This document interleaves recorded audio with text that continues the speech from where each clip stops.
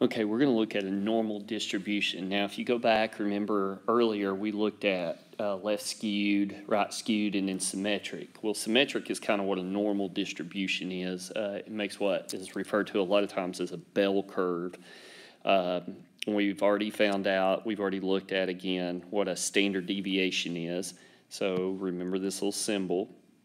We're going to come back to that as we go on. So one of the things we want to look at is we want to look at this particular graph right here. This is a normal curve, okay, or bell-shaped, okay, bell curve again. And it has the percentages for a normal curve that fall within each one, a standard, 2 standard deviations, or 3 standard deviations.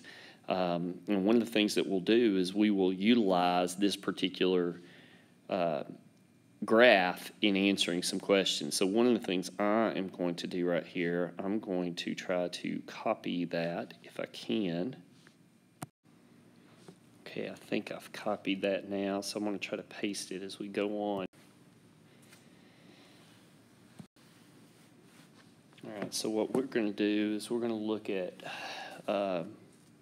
these your term problems. It says find the percent of these pennies that have a mass between 244 and 256 grams. Now, what you got to do is you got to reference the previous problem in this and the mean.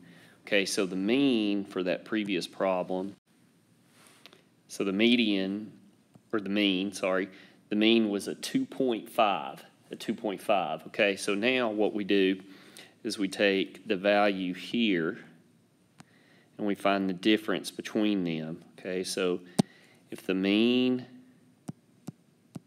was a 2.5 and I do 2.5 minus 2.44, that is a 0.06, okay? That is 3 standard deviations away. Okay, 3 standard deviations away. Now, what I'm going to do here, hopefully, is I am going to, paste.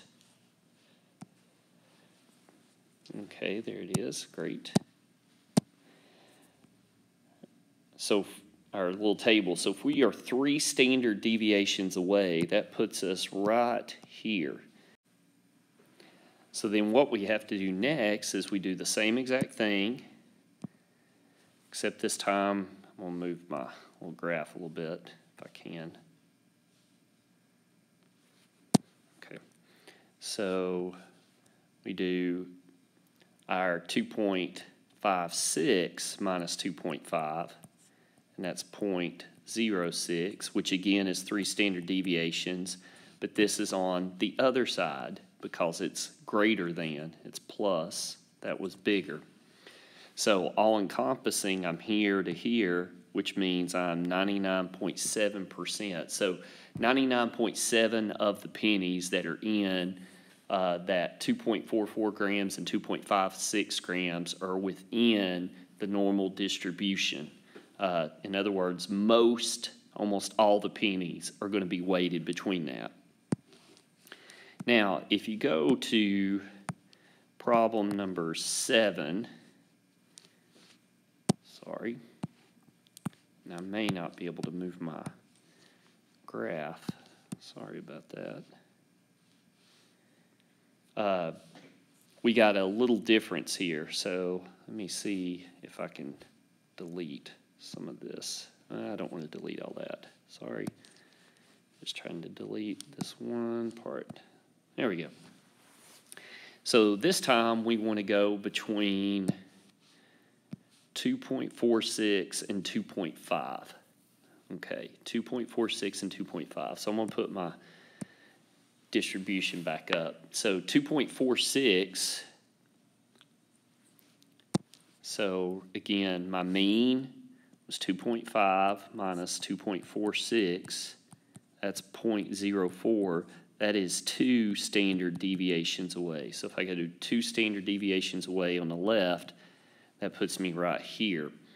Okay, now that is on the left-hand side. The other value is 2.5. Okay, 2.5 is the median right here in the middle. So if I go from here straight up to here, I'm taking half of this, half of that. So really that's 47.5%. So they're almost half of them are going to be weighted between 2.46 and 2.5, our mean. Okay, so for these next problems, I'm going to try to clear some of this stuff up a little bit. Try to clean up some drawings here. All right. So what we're going to do is we're going to be using this distribution model to help us answer these next questions. So I'm going to shrink it some. Well, actually, I can refer to it right here because it's going to show up right here. It says find a probability that a randomly chosen penny has a mass less than 2.54 grams. Okay, so remember our mean was 2.5, so we do 2.54 minus 2.5. That's 0.04, and that is 2 standard deviations away. Okay, a deviation again being the 0.02. That's 1 standard deviation. So that's 2 standard deviations away on the greater side, which would be right here. So the way we get all the ones that are less than that, okay, less than that, is we have to go through and add all the percentages that are to the left of that. So here that's going to be 0.15 plus 2.35, that one right there, plus 13.5 plus a 34 plus another 34 plus another 13.5, and that takes us right to this point, which is 2 standard deviations above. So if I add all that together, I get 97.5.